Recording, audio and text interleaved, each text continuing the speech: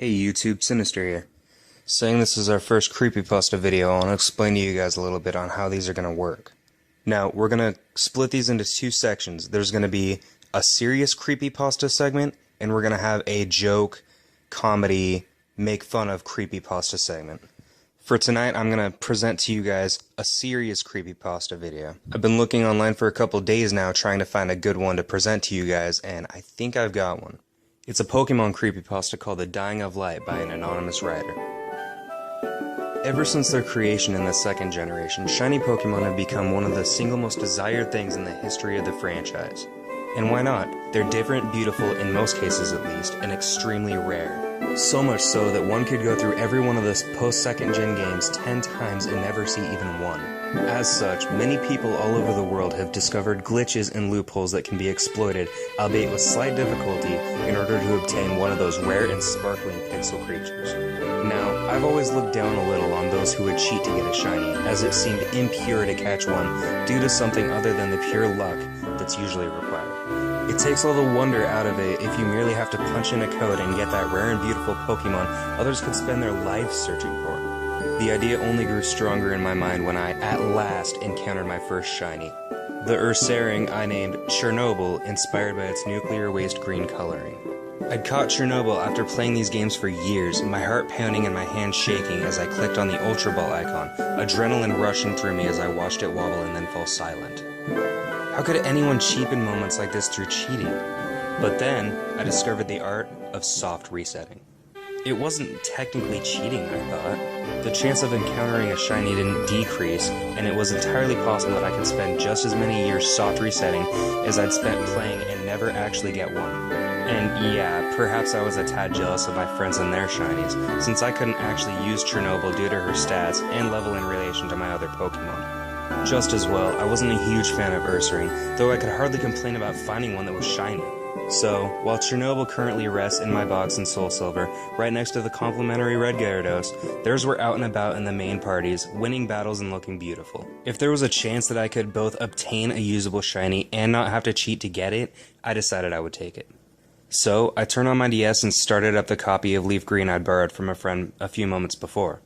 I just recently played through most of it, but my team was subpar and I'd already sent them up into my Soul Silver, so I had nothing to lose in starting over. I racked up a full minute of gameplay naming my rival and myself, a boy I dubbed Jace despite my gender, and nearly entering the tall grass before I finally stood before the table, holding those 3 famous Pokeballs. I moved to the last one, pressing A to make sure it contained who I hoped it did. Charmander. I smiled, clicking in and out of the save menu for the first and last time for a long while. As expected, the first one of what would be many, I was sure, was the regular blend of yellow and orange. It left in place on the screen and I smiled. I'd always gotten Squirtle when I was younger, adoring the tank-like qualities of Blastoise and the incredible usefulness of the water type in general, but I couldn't deny how cute Charmander was. Nor could I deny how incredibly awesome a shiny Charizard would look at the front of my team. L plus R plus A plus B plus start plus select. The first combination was pressed, giving way to countless more afterwards. And when I say countless, I mean I didn't even try to keep track of them. I started my mission at 5 o'clock on a Thursday night and went on painstakingly pressing the same combination of buttons until around 11:15 with no luck. The same thing with the next night to no avail. And the next, and the next. I almost gave up more than once, but how many times had I given up on things like this before? And was I really going to be the one to admit I tried getting one of the most beautiful shinies in the game, but gave up simply because I wasn't willing to put in the time? So I kept on going until I lost track of time, perhaps passing one in my eventual exhaustion at the monotonous task of button pressing. I memorized the sound of Charmander's cry and the exact shade of orange coloring its skin, praying each time that it would be different and that it would appear to be leaping towards the little red star that would confirm it was, at last, the Charmander that I wanted. I must have gone through every single one of the 8,192 ordinary Charmanders the odds assured me I would encounter before the moment arrived. It was nearing 10 on a school night and I had a test the next day, so I was a mixture of exhausted and anxious, determination replaced with a sheer desire for both a shiny and to overcome the obstacle of the game. I actually almost pressed those buttons again, numbed by time and the lack of success, but something made me look twice before I could.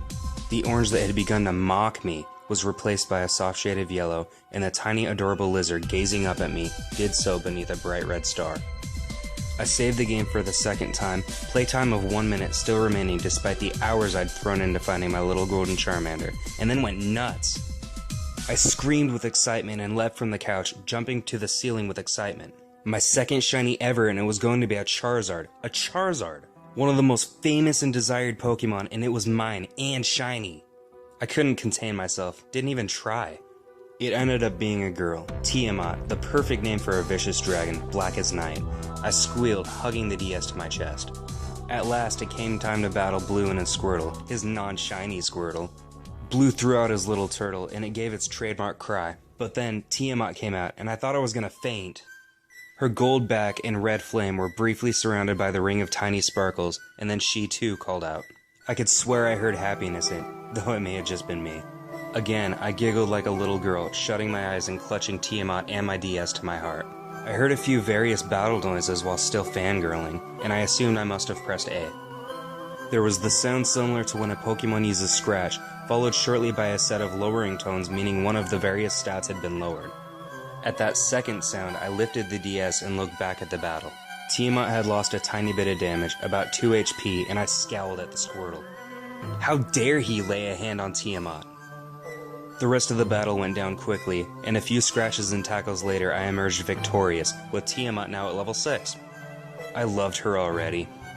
Just after we finished, I saved again for good measure, far too in love and far too paranoid to not do all I could to make sure Tiamat stayed safely in my new file.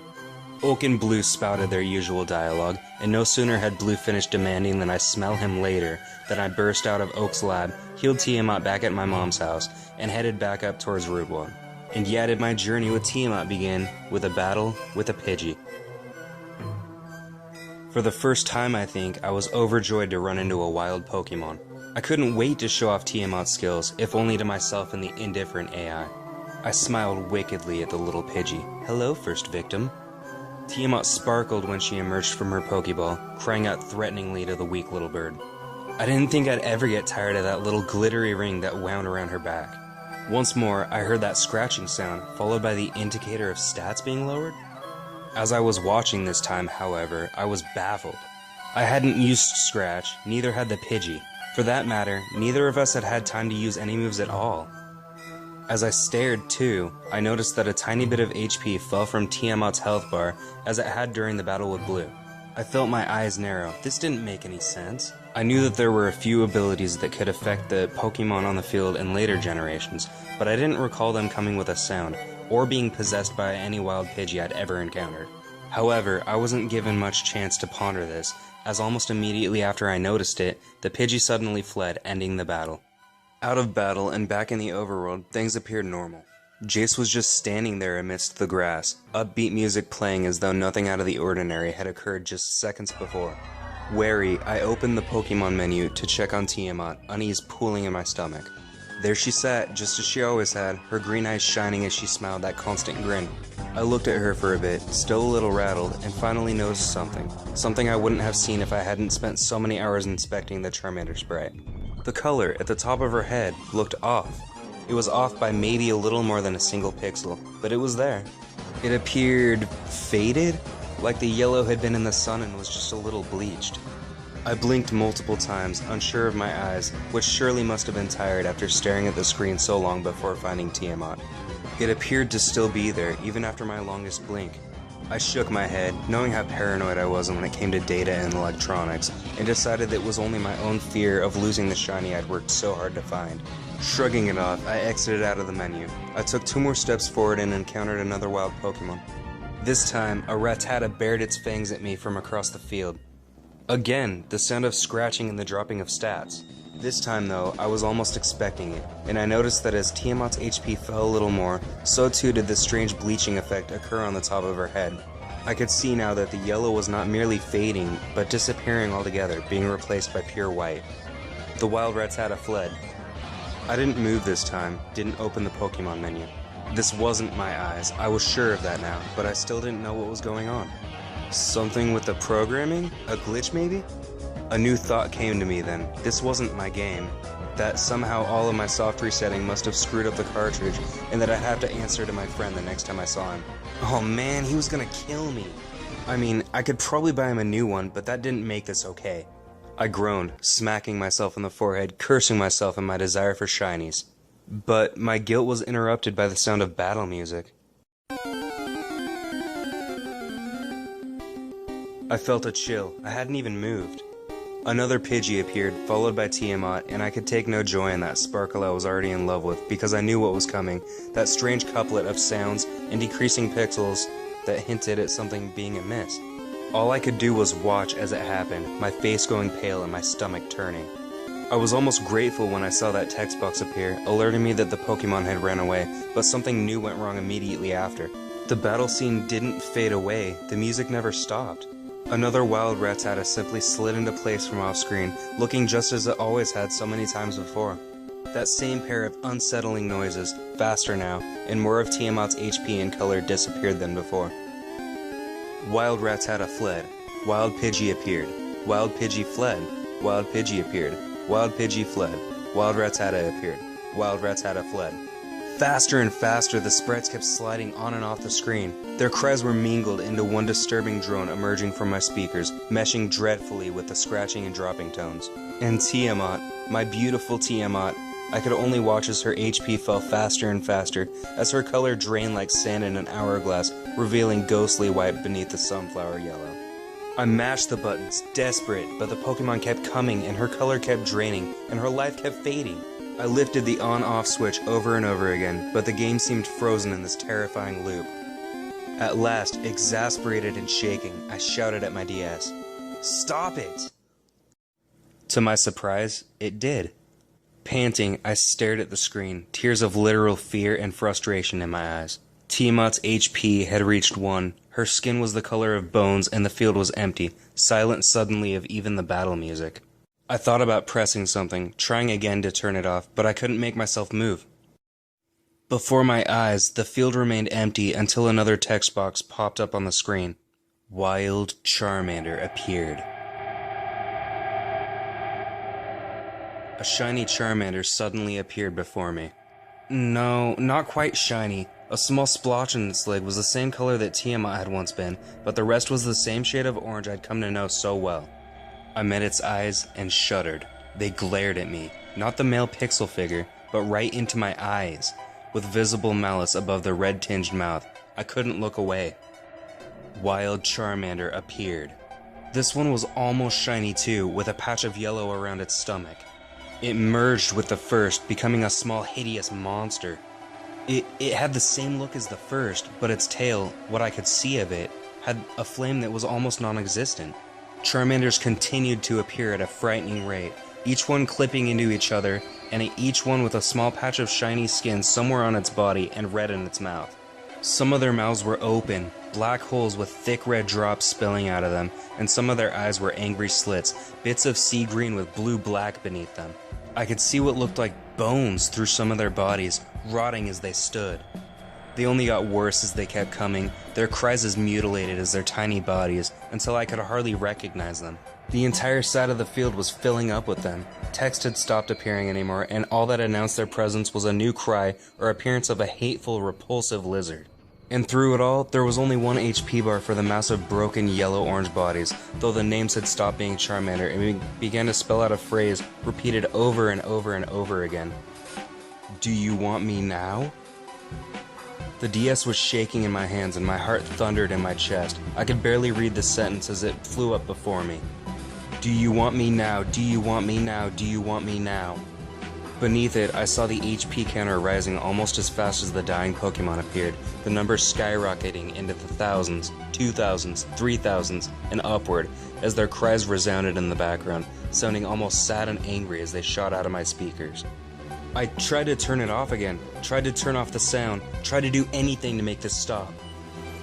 But nothing responded. I would listen to the vengeful death songs of these rotting creatures until the battery died, I thought, and there was nothing I could do about it. I watched the numbers climb through blurry eyes. I almost dropped the DS when it all came to a sudden halt, cold silence stabbing me in the gut as the wailing ceased. Barely breathing, I shifted my eyes to the mass of orange and yellow and black and red, and was met with a formless, mutated mass of head and arms and fire. Every eye that I could see looked straight into mine, filled with pure murder and loathing. I looked away and back to the HP. Want me, 7,597. My eyes flicked over to Tiamat. She was pale as a corpse and looked like she'd been shaking in time with me, and as I watched, she turned, letting out a low, tortured cry. Our eyes locked, and I felt the agony in her expression chill me to the bone, felt the rage in her eyes chill me to the bone. Her mouth was a black void, dripping red. Text flashed rapidly through the box below her. CCCCC, want me, used revenge. A single deafening roar, the screen flashed like a shattering light bulb. I tore the cartridge out, almost snapping off the top screen of my DS. My breath was swift and shallow, and I could feel sweat soaking through my shirt. For a long time, I clutched the cartridge in a shaky white-knuckled grasp, feeling it press against my damp skin, too scared to look at it for fear of what I'd seen. I was expecting melted plastic or shattered bits of microchip to meet my eyes. Finally, I wrenched my fingers open, trembling all over.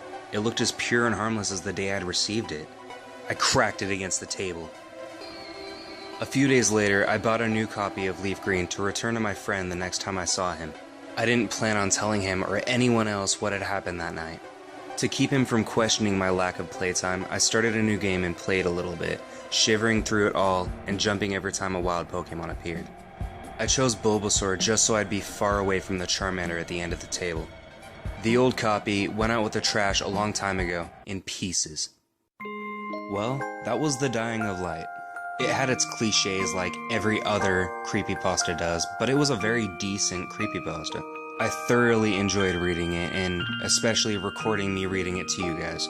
That being said, it was a very long creepypasta, and oh my god, for a first creepypasta I probably should have chose something a little shorter. This is the first creepypasta rating I've ever done, but I really enjoyed it. If you guys have any suggestions of creepypastas that you want us to do, just let us know in the comments or send us a message. If you'd like to like and subscribe, that would be very much appreciated. I hope you guys enjoyed this creepypasta reading. Thanks for watching.